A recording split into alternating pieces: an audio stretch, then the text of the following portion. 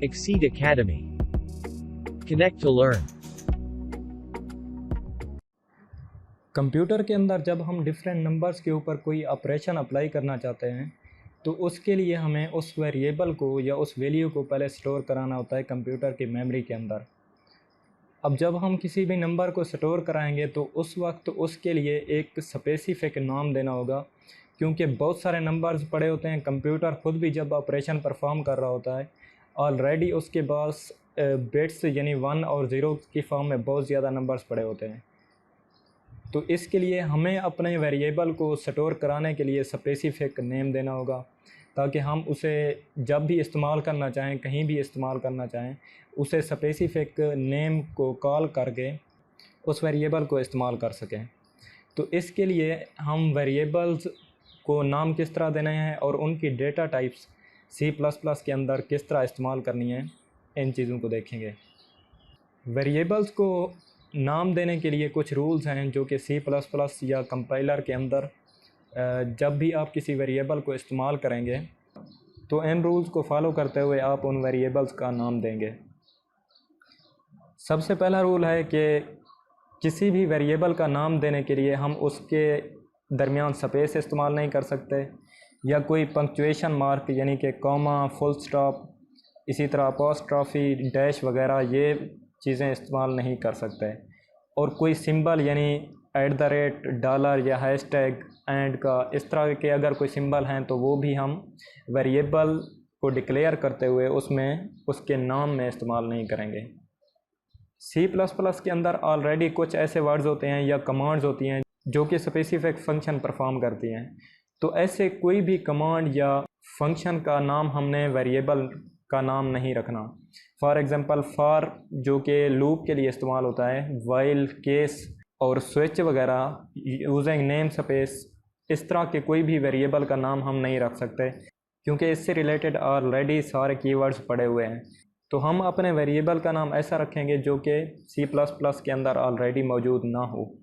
उसके लिए सिंपल सा रूल हम ये फॉलो कर सकते हैं कि अपने वेरिएबल के अंदर हम अंडरस्कोर इस्तेमाल करेंगे। फॉर एग्ज़ाम्पल कोई भी अगर हम वेरिएबल डिक्लेयर करवाते हैं माई एज, अब माई एज को हम लिखना चाहते हैं, हम फुल स्टॉप या उसके दरमियान स्पेस नहीं इस्तेमाल कर सकते, तो माई के बाद हम अंडरस्कोर इस्तेमाल करके आगे एज लिख सकते हैं, तो वो हमारा एक सिंगल वेरिएबल बन जाएगा। C++ is case sensitive. Case sensitive का मतलब ये है कि स्मॉल और कैपिटल अल्फ़ाबेट्स जो हैं वो अलग अलग एक वेरिएबल बना देते हैं। यानी कि अगर स्मॉल ए है या कैपिटल ए है तो वो दोनों एक अलग अलग वेरिएबल डिक्लेयर होंगे। जिस तरह इधर एग्जांपल देख सकते हैं, रिज़ल्ट, इसका फर्स्ट जो अल्फ़ाबेट है R वो कैपिटल गिवन है, और सेकंड के रिज़ल्ट में सारे स्मॉल लेटर्स हैं, एंड थर्ड के सारे कैपिटल लेटर्स हैं। अब ये तीन अलग अलग वेरिएबल्स हैं, वर्ड एक ही है, लेकिन चूँकि इनके अंदर कुछ स्मॉल और कुछ कैपिटल अल्फ़ाबेट्स इस्तेमाल हो रहे हैं, तो इसलिए ये C++ के अंदर अलग अलग वेरिएबल्स इंक्लूड होंगे। और आगे है डेटा टाइप्स। जिन हम वेरिएबल्स को इस्तेमाल कर रहे हैं उनकी कुछ डेटा टाइप्स होती हैं। फॉर एग्ज़ाम्पल कुछ इंटीजर्स नंबर्स होते हैं, कुछ डेसिमल की फॉर्म में होते हैं, और कुछ करैक्टर्स होते हैं ABCD की फॉर्म में। तो इन वेरिएबल्स को हम किस तरह उनकी डेटा टाइप्स उनके नाम से स्पेसिफिक करेंगे, इसके लिए सबसे पहले इंट जो कि इंटीजर्स के लिए इस्तेमाल होता है। अगर हम C++ के अंदर जब अपने वेरिएबल को डिक्लेयर करेंगे तो उसे उसकी सबसे पहले डेटा टाइप लिखेंगे, बाद में उस वेरिएबल का नाम लिखेंगे, और आगे उसकी अगर कोई वैल्यू देनी है तो वो वैल्यू देंगे। ये सारा कुछ हम आगे चल के कंपाइलर के ऊपर देखते हैं। अगर डेसिमल के अलावा कोई हम नंबर इंसर्ट करवाना चाहते हैं या डिक्लेयर करवाना चाहते हैं तो उसके लिए हम इंट डेटा टाइप इस्तेमाल करेंगे। इंट इंटीजर्स को शो करता है। इंटीजर्स जो साइंड नंबर होते हैं, यानी कि माइनस में भी आ जाते हैं और प्लस में भी आ जाते हैं। ये -2,147,483,648 से लेकर +2,147,483,647 तक जो भी नंबर्स होंगे ये इंटीजर्स में इंक्लूड होंगे। अगर आपने कोई भी नंबर डिक्लेयर करवाना है जो कि इस लिमिट के अंदर आ रहा है तो उसकी डेटा टाइप इंट रखेंगे हम। इसी तरह अनसाइंड इंटीजर्स भी हैं जो कि पॉजिटिव होते हैं सारे, यानी 0 से लेकर 4,294,967,295। अगर हम अनसाइंड इस्तेमाल करना चाहते हैं इंटीजर्स तो उसके लिए हमें इंट से पहले अनसाइंड लिखना होगा, यानी मेंशन करना पड़ेगा। लेकिन अगर हम कुछ भी नहीं लिखते, जस्ट इंट लिख देते हैं, तो वो जो हमारा कंपाइलर है वो डिफ़ॉल्ट में साइंड इंटीजर्स को ले लेगा, यानी उसमें माइनस भी आ जाएंगे और पॉजिटिव वाले भी आ जाएंगे। इसी तरह समटाइम्स हमें वेरिएबल्स गिवन होते हैं डेसिमल या पॉइंट की फॉर्म में, तो उन्हें हम फ्लोट डेटा टाइप कहते हैं। फ्लोट डेटा टाइप जो होती है ये 3.4 मल्टीप्लाई बाई 10⁻⁻38 से लेकर 3.48 मल्टीप्लाई बाई 10⁻+38 तक इनकी लिमिट होती है। मतलब कि 3.4 से इस 3 से पहले 37 ज़ीरोज़ होंगे और इस 4 के बाद 37 ज़ीरोज़ होंगे। अब आप गेस कर सकते हैं ये कितने बड़े नंबर्स हैं, यानी कि अगर डेसिमल में कोई भी नंबर हम रिप्रेजेंट करना चाहते हैं तो उसकी हम डेटा टाइप फ्लोट रखेंगे। और इसकी प्रिसीजन ये है कि ये जो डेसिमल में नंबर गिवन है ये तो अब हमने डायरेक्टली लिख दिया कि 3.4, एक्चुअल में हम इसकी जो प्रिसीजन है डेसिमल के बाद 7 डिजिट्स तक जा सकते हैं। बूल डेटा टाइप है जो कि बूलियन वैल्यूज़ को रिप्रेजेंट करती है। बूलियन वैल्यूज़ 2 ही होती हैं हमारे पास जो कि डिजिटल में यूज़ होती हैं, यानी या तो कोई भी स्टेटमेंट ट्रू हो सकती है या फॉल्स हो सकती है। अगर वो ट्रू होगी तो उसकी वैल्यू 1 होगी और अगर फॉल्स होगी तो उसकी वैल्यू 0 होगी। जिस तरह हम लॉजिक गेट्स के अंदर देखते हैं उनकी 2 ही स्टेटमेंट होती हैं, ट्रू और फॉल्स। तो इसके लिए हम डेटा टाइप बूल यूज़ करते हैं। इसी तरह एक डबल डेटा टाइप है। इस डबल डेटा टाइप में इंटीजर्स और फ्लोट दोनों इंक्लूड हो जाते हैं।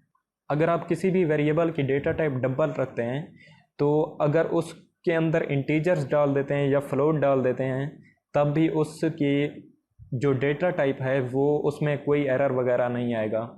हाँ, अलबत्ता इसकी लिमिट्स का आपने ख्याल रखना है कि इन लिमिट से कोई भी नंबर, यानी उसकी जो वैल्यू हम दे रहे हैं, इस लिमिट से क्रॉस ना कर जाए।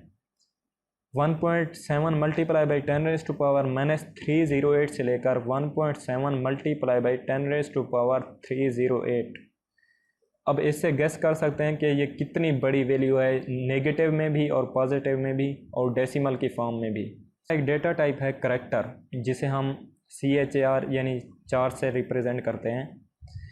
इसमें करैक्टर या स्मॉल इंटीजर्स आते हैं। करैक्टर्स में हम समटाइम्स प्रिंट कराने होते हैं या वैल्यू देनी होती है ABCD।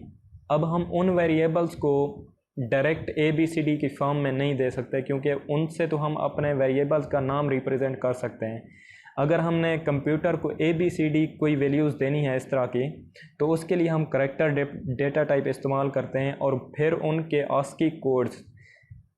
ASCII कोड्स क्या होते हैं ये हम आगे 2-3 लेक्चर्स में चलकर देखेंगे। ASCII कोड्स बेसिकली नंबर्स होते हैं जो कि स्पेसिफिक होते हैं ABCD को रिप्रेजेंट करने के लिए in the form of mathematics.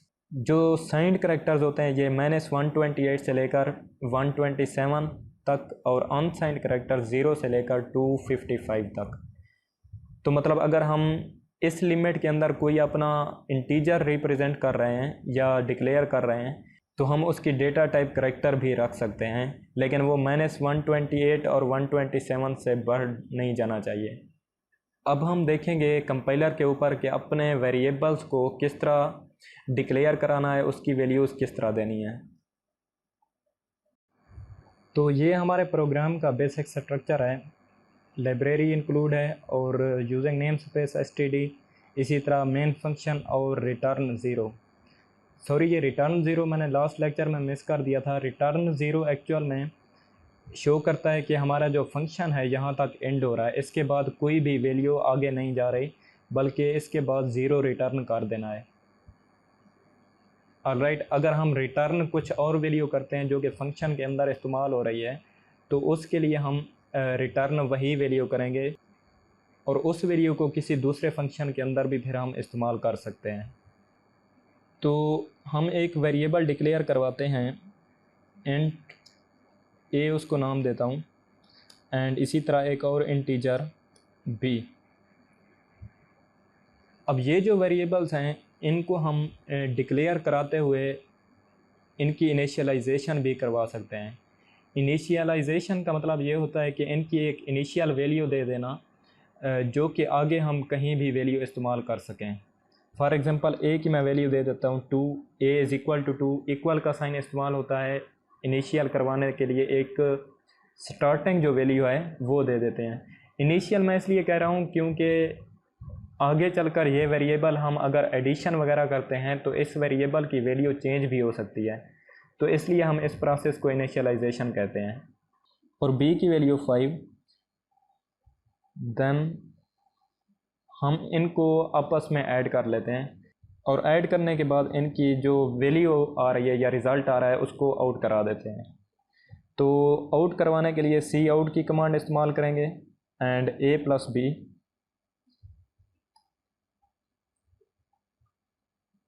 अब अगर हम इसे कंपाइल एंड रन करते हैं तो सबसे पहले यहाँ हम इसे सेव कर लेंगे। Data type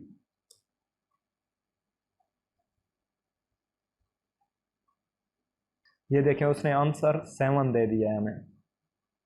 2 + 5 is equal to 7।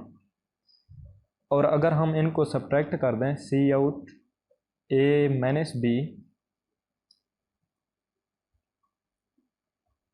And again compile and run, तो ये आ रहा है 7 और -3।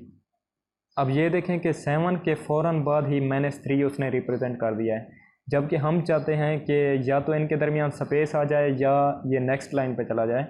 तो हम इसे नेक्स्ट लाइन पे अगर शो करना चाहते हैं दूसरी आउटपुट को, तो हम पहली आउटपुट के बाद एंडल की कमांड इस्तेमाल करेंगे। एंडल की जो कमांड होती है ये एक्चुअल में लाइन को एंड कर रही है, एंड लाइन। अब अगर हम इसे कंपाइल एंड रन करते हैं तो ये देखें कि जो -3 हमारा रिज़ल्ट आ रहा है इनको सब्ट्रैक्ट करने के बाद वो नेक्स्ट लाइन पे आ गया है। तो अगर आपने अब दूसरी आउटपुट को या किसी आउटपुट को नेक्स्ट लाइन पे प्रिंट कराना है तो आप उसके लिए जो फर्स्ट आउटपुट है उसके बाद एंडल की कमांड इस्तेमाल करें और आगे फिर दूसरी आउटपुट रिप्रेजेंट करा दें। जब वेरिएबल्स को हम डिक्लेयर करवाते हैं तो उस वक्त 2 टाइप्स की डिक्लेरेशन हो सकती है। एक तो ये है कि हमारा जो मेन फंक्शन है उससे बाहर भी हम वेरिएबल्स को डिक्लेयर करवा सकते हैं, तो उन वेरिएबल्स को हम कहते हैं ग्लोबल वेरिएबल्स।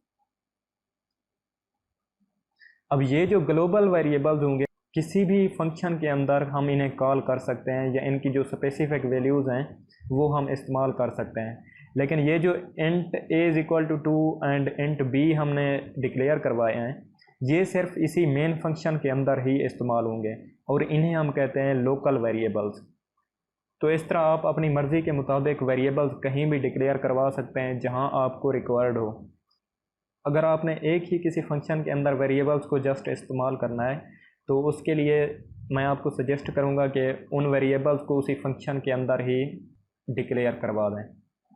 अब हमने a को अलग से डिक्लेयर करवाया और b को अलग से इंटीजर टाइप इसकी दी है, लेकिन हम इसे सिंपल इस फॉर्म में भी लिख सकते हैं, यानी कि int a is equal to 2 and b is equal to 5।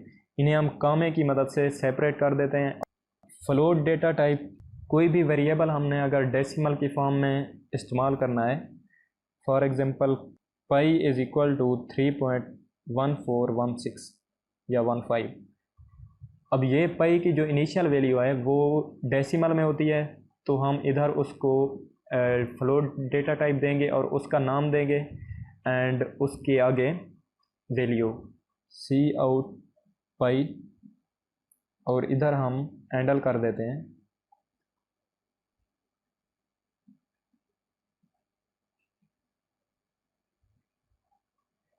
Sorry, ये चूँकि हमने वेरिएबल्स का कोई डेटा टाइप नहीं दी और ना ही उनकी कोई वैल्यू दी है तो इसलिए ये एरर शो कर रहा है।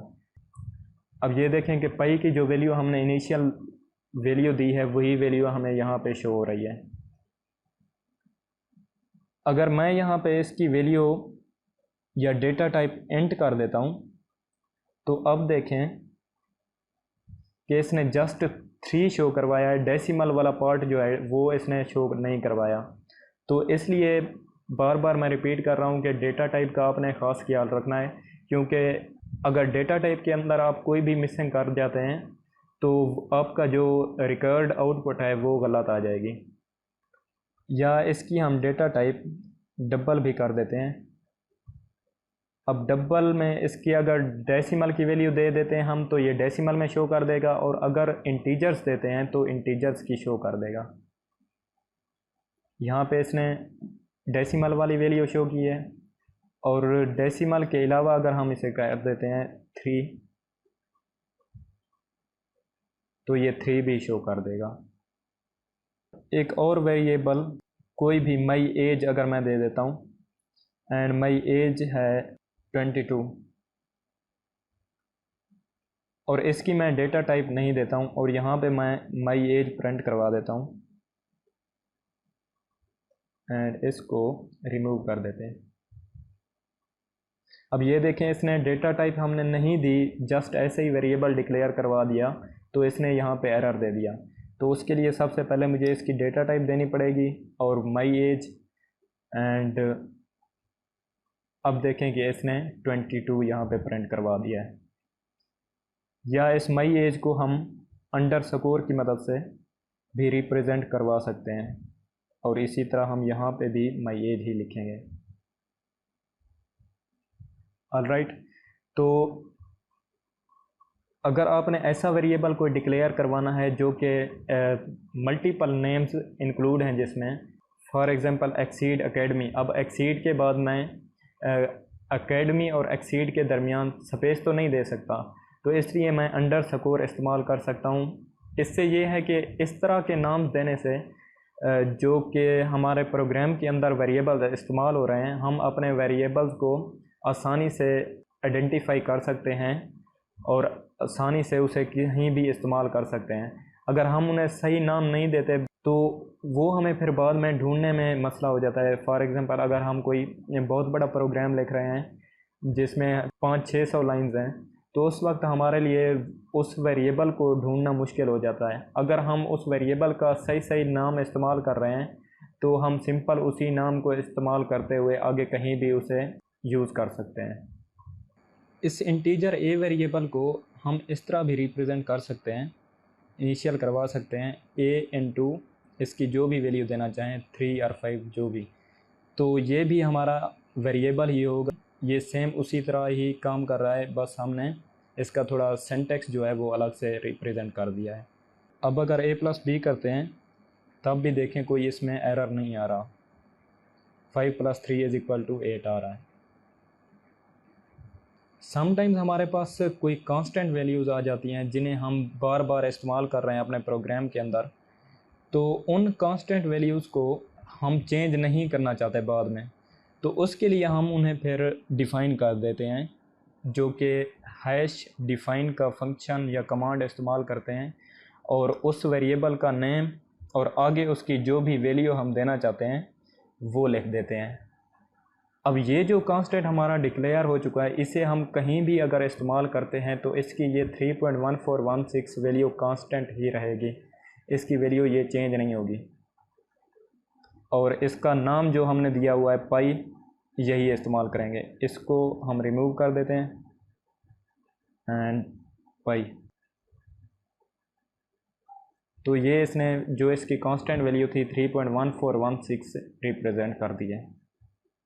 इसका फ़ायदा ये होगा कि अगर हम कोई दूसरा कांस्टेंट यहाँ नीचे अगर उसी नेम का कांस्टेंट डिक्लेयर करते हैं और इसकी कोई दूसरी वैल्यू हम दे देते हैं, फॉर एग्जांपल 35.5, और अगर हम इसे रन करते हैं तो ये देखें इसने एरर शो कर दिया है कि इस टाइप का हम अगर दूसरा वेरिएबल डिक्लेयर करवाएंगे तो उसकी फिर डेटा टाइप एक देंगे और उसका फिर एक स्पेसिफिक नेम देंगे, लेकिन इस तरह हमारी ये वैल्यू कभी भी चेंज नहीं हो सकती प्रोग्राम में, चाहे हम कहीं भी इसे एडिशन या मल्टीप्लिकेशन कर रहे हैं। तो हैश डिफ़ाइन का फंक्शन इसलिए बहुत ज़्यादा इम्पॉर्टेंट है। समटाइम्स हमने कोई एक सेंटेंस लिखना होता है जो कि इंग्लिश का होता है, उसको C++ के अंदर हमने किस तरह शो करना है और किस तरह डिक्लेयर करवाना है। जो हम इंग्लिश का अगर मोर देन 1 अल्फ़ाबेट्स एक टेक्स्ट लिख रहे हैं उसे हम कहते हैं स्ट्रिंग। स्ट्रिंग। तो स्ट्रिंग का फंक्शन वही होता है कि इससे हम मोर देन वन अल्फ़ाबेट्स को या एक सेंटेंस को डिक्लेयर करवा सकते हैं। उसके लिए हमें यहाँ पे एक लाइब्रेरी एक्स्ट्रा इंक्लूड करनी पड़ेगी जिसका नाम है स्ट्रिंग। ऑलराइट, और इसकी डेटा टाइप जो होगी वो स्ट्रिंग ही होगी, और आगे स्ट्रिंग का कोई भी नाम दे सकते हैं, माई स्ट्रिंग इक्वल टू, और स्ट्रिंग जो होती है इसे हम कोट कर देते हैं, यानी कि कोटेशन मार्क्स के अंदर लिखते हैं।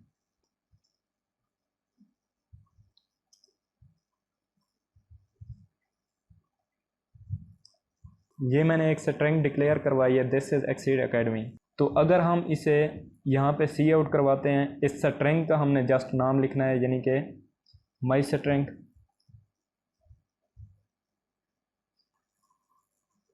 और रन करने के बाद इसकी output this is exceed academy वही शो हो चुकी है हमारे पास। जिस तरह हमने फर्स्ट प्रोग्राम में एक हेलो वर्ल्ड प्रिंट करवाया था, तो आपके जहन में अगर ये क्वेश्चन आता है कि इसमें और उसमें क्या फ़र्क है, तो सिंपल ये फ़र्क है कि ये जो है हमारे पास एक वेरिएबल की टाइप बन चुकी है, यानी कि इसे हम कहीं भी आगे जाकर इस्तेमाल कर सकते हैं। लेकिन जो हमने हेलो वर्ल्ड प्रिंट करवाया था वो हमने जस्ट वहीं पे उसी लाइन के अंदर सी आउट करवा दिया था। अगर हम कोई भी लाइन बार बार कहीं इस्तेमाल कर रहे हैं, उसे प्रिंट करा रहे हैं, तो उसके लिए सिंपल हम उसे स्ट्रिंग डिक्लेयर करवा के उस लाइन को कहीं भी आगे प्रोग्राम के अंदर इस्तेमाल कर सकते हैं।